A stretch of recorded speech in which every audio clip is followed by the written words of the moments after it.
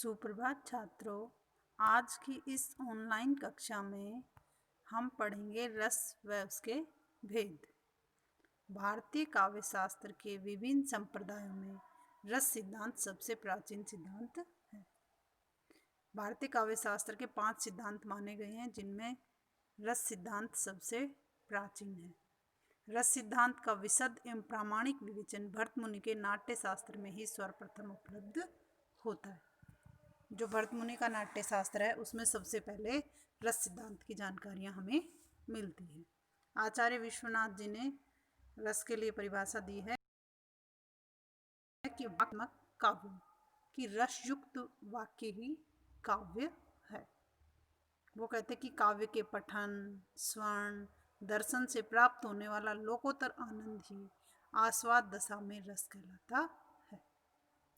और दूसरी तरह कहते हैं कि रस की निष्पत्ति सामाजिक के हृदय में, जब उसके हृदय में रजोगुण और तमोगुण का तिरोभाव होकर सत्वगुण का उद्रेक होता है तो उससे रस की प्राप्ति होती है।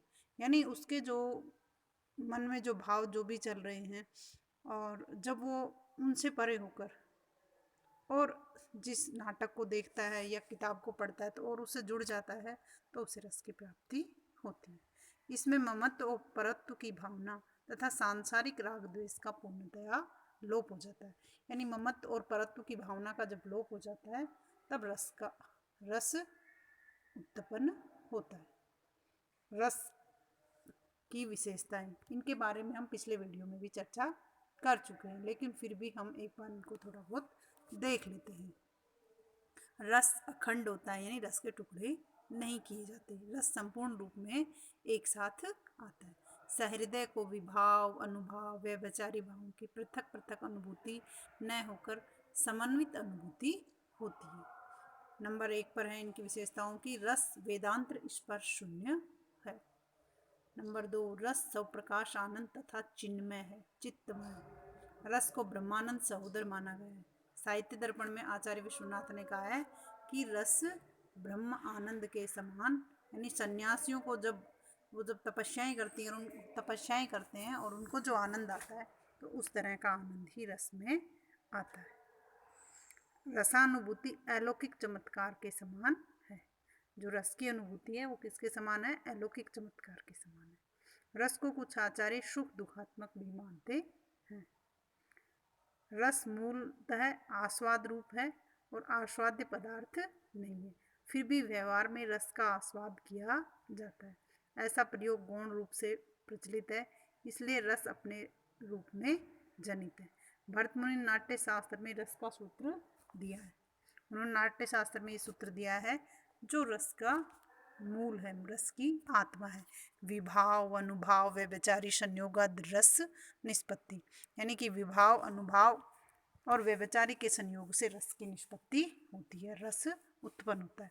इस मत के अनुसार जिस प्रकार नाना व्यंजनों के संयोग से भोजन करते समय पाक रसों का आस्वादन होता है, उसी प्रकार काव्य या नाटक के अनुशीलन से अनेक भावों का संयोग होता है, जो आस्वाद दशा में क्या कहलाता है? रस कहलाता है। अब हम पढ़ेंगे रस के अवयवों के बारे में। रस के 4 अवयव हैं। कौन कौन से हैं? जो स्थायी भाव, विभाव, अनुभाव और संचारी भाव। इस तरह से रस के 4 अवयव हैं। अब हम सबसे पहले स्थायी भाव के बारे में चर्चा करेंगे। नंबर 1, स्थायी भाव। मन के भीतर स्थायी रूप से रहने वाला सुषुप्त संस्कार या वासना को स्थायी भाव कहते हैं। स्थायी का अर्थ ही क्या होता है? जो हमेशा एक जगह स्थिर रहे। तो स्थायी भाव जो है वो हमारे मन में हमेशा स्थित रहते हैं।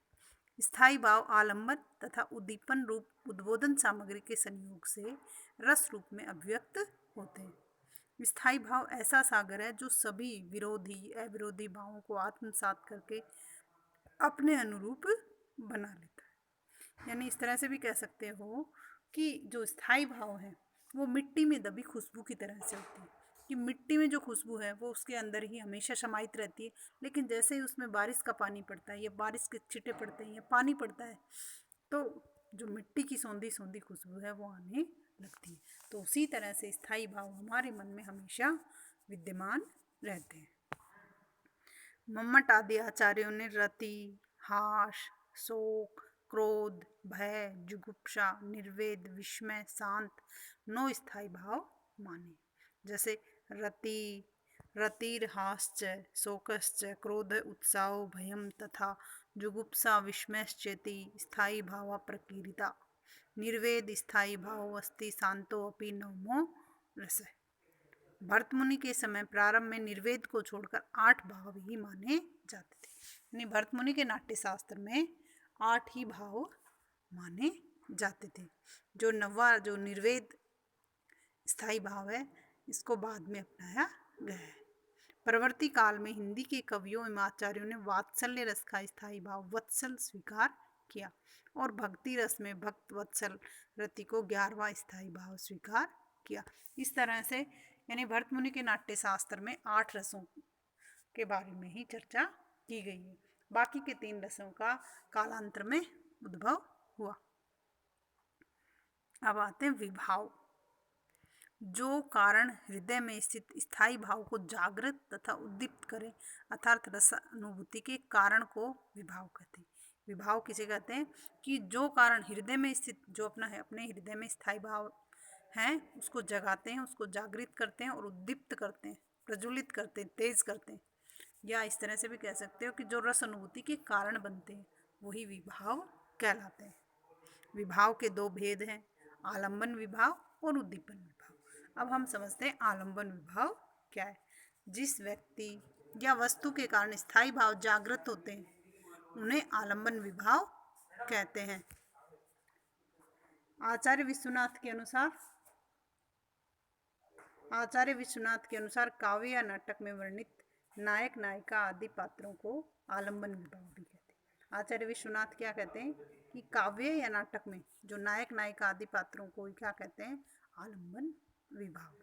अब नंबर 2 पर आते हैं उद्दीपन विभाव। स्थायी भाव को उद्दीप्त या तीव्र करने वाले, बढ़ाने वाले कारणों को ही क्या कहते हैं, उद्दीपन विभाव कहते हैं। जैसे कि नायक नायिका का रूप सौंदर्य, पात्रों की चेष्टाएं, उनकी भाव भंगिमाएं और ऋतु वर्णन, उद्यान, बगीचा, चांदनी, देश काल आदि उद्दीपन विभाव होते हैं। यानी जो स्थायी भावों को जागृत करते हैं, उनको उत्तेजित करते हैं, वो उद्दीप्त करते हैं, वो उद्दीपन विभाव कहलाते हैं। इन्हें भी 2 भागों में विभाजित किया गया है, विषयनिष्ठ उद्दीपन विभाव और बाह्य उद्दीपन विभाव। विषयनिष्ठ उद्दीपन विभाव किसे कहते हैं कि शारीरिक चेष्टाएं, हाव भाव विषयनिष्ठ उद्दीपन विभाव कहलाते हैं। और बाह्य यानी प्राकृतिक वातावरण, देश काल आदि बाह्य उद्दीपन विभाव कहलाते हैं। अब नंबर 3 पर आता है अनुभाव। रस के जो 4 अवयव हैं उनमें तीसरे नंबर पर आता है अनुभाव। अनुभाव भाव बोधक अर्थात भाव का बोध कराने वाले अनुभाव होते हैं। रसानुभूति में विभाव कारण रूप है तो अनुभाव कार्य रूप होते हैं। कि विभाव को तो क्या बताया है, रस का कारण, तो अनुभाव उसका क्या है, कार्य। अनुभव कराने के कारण है, यानी ये हमें रस का अनुभव कराते हैं, इसलिए इनको अनुभाव कहते हैं।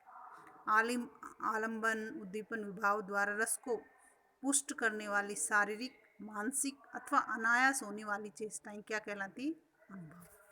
आलंबन विभाव जो है, आलंबन उद्दीपन विभाव द्वारा रस को पुष्ट करने वाली शारीरिक, मानसिक अथवा अनायास होने वाली चेष्टाएं क्या कहलाती है, अनुभाव कहलाती है। भरत मुनि ने अनुभाव के 3 भेद बताए, आंगिक, वाचिक और सात्विक, लेकिन भानुदत्त ने इसके 4 भेद माने, जो परवर्ती यानी पीछे के आचार्यों ने भी उनको स्वीकार किया है। वो 4 कौन कौन से, आंगिक या कायिक अनुभाव, जो शरीर की चेष्टाओं से व्यक्त कार्य जैसे भू संचालन और आलिंगन, कटाक्ष, चुंबन आदि आंगिक अनुभाव होते हैं। भू संचालन होते भौहें मटकाना, और आलिंगन बाहों में लेना, कटाक्षपात आदि ये आंगिक अनुभाव होते हैं। अब नंबर 2 है वाचिक अनुभाव। वाणी के द्वारा मनोभावों की अभिव्यक्ति। परंपरा आलाप यानी परस्पर आलाप, एक दूसरे से बातचीत, इसे मानसिक अनुभव भी कहा जाता है। वाचिक अनुभव का अर्थ है एक दूसरे से बातचीत करना। सात्विक अनुभव ये अंतःकरण की वास्तविक दशा के प्रकाशक होते हैं। सत्व से उत्पन्न होने के कारण इन्हें सात्विक कहा जाता है। इन पर हमारा कोई जोर नहीं चलता है, यानी कि ये जो होते हैं ये खुद ब खुद होते हैं। स्तंभ, श्वेद, रोमांच, यानी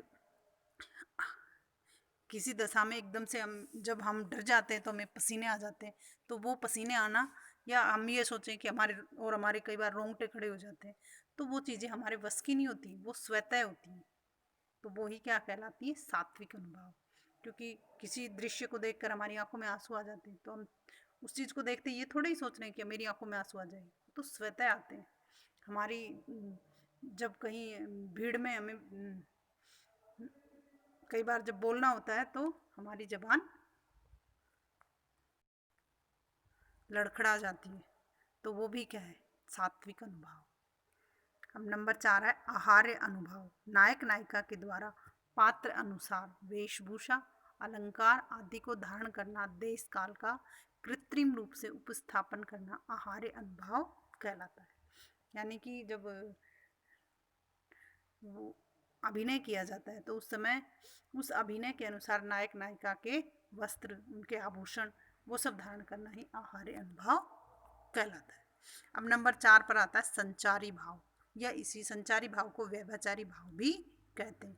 व्यभिचारी या संचारी भाव स्थायी भाव के साथ साथ संचरण करते हैं, यानी ये स्थायी भाव के साथ साथ चलते हैं। इनके द्वारा स्थायी भाव की स्थिति की पुष्टि होती है। ये जो स्थायी भाव है उनको पुष्ट करते हैं, पोषण करते हैं उनका। एक रस के स्थायी भाव के साथ अनेक संचारी भाव होते हैं, इसीलिए इनको व्यभिचारी भाव भी कहा जाता है। क्योंकि एक रस के साथ साथ कितने, एक ही रस में और 5-5, 6-6 संचारी भाव भी आ सकते हैं, तथा एक संचारी किसी एक स्थायी भाव के साथ या रस के साथ नहीं रहता। यानी ये निश्चित नहीं है कि भाई इस रस के साथ यही संचारी भाव होगा, ये किसी भी रस के साथ कोई भी संचारी भाव हो सकते हैं। वरन अनेक रसों के साथ संचरण करना, यही इसकी व्यभिचार की स्थिति है। संचारी भाव उसी प्रकार उठते हैं और लुप्त होते हैं जैसे जल में बुदबुदे और लहरें उठती और विलीन होती। जैसे पानी में बुलबुले उठते हैं, या इस तरह से कह सकते हो जैसे जल में लहरें उठती हैं, उसी तरह से अनेक रसों में अनेक संचारी भाव आते और जाते रहते हैं। भरत मुनि ने 33 संचारी भावों का उल्लेख किया। संचारी भाव कितने बताए गए हैं? 33। निर्वेद, निर्वेद स्थायी भाव भी है और संचारी भाव भी है। गलानी, शंका, असूया, मद, श्रम, आलस्य, दैन्य, चिंता, मोह, स्मृति, धृति, वृड़ा, चपलता, हर्ष, आवेग, जड़ता, गर्व, विषाद, औत्सुक्य, निद्रा, अपस्मार, अपस्मार का अर्थ होता है मतलब भूल जाना, सुप्त, विबोध, अमर्ष, अविद्या, अविद्या का अर्थ होता है भाव गोपन, यानी भावों को छिपाना, उग्रता, मति, व्याधि मतलब बीमारी, उन्माद, नशे की स्थिति, मरण, त्रास, त्रास का अर्थ होता है जैसे गला सूख जाए, वितर्क। इस तरह से 33 संचारी भाव बताए गए हैं। आज के वीडियो में ये रसों के प्रकार और इनके बारे में हम सब ने जानकारियाँ प्राप्त की, और अगले वीडियो में हम रसों के भेद के बारे में